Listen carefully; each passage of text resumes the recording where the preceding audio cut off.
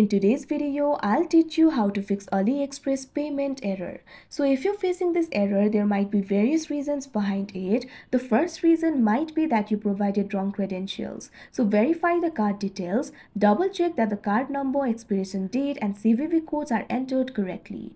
If the informations are incorrect, make sure to correct it, and after that your error will be solved. But still, if you're facing this problem, it might be because you do not have sufficient fund in your account. Make sure there is enough money in your account to cover the purchase. After that, you might be able to solve this error. But if your error is still not solved, what you can do is simply ensure international transactions are enabled.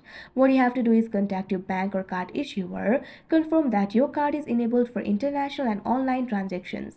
If it is not enabled, you can simply contact the bank or card issuer and enable it. After that, your problem should be fixed. But if your problem is still not fixed, what you can do is simply try using the different card, switch to another credit or debit card in order to see if that resolves the issue. If your issue is still not resolved, the problem might be in the device itself. What you can do is simply restart your device. Long press on the power button. Now tap on the option restart and your device will be restarted. After that, simply proceed to payment and your problem should be fixed. So these are basically the ways in order to fix the error. So that is how you fix AliExpress payment error. I hope you found this video helpful. Thank you for watching.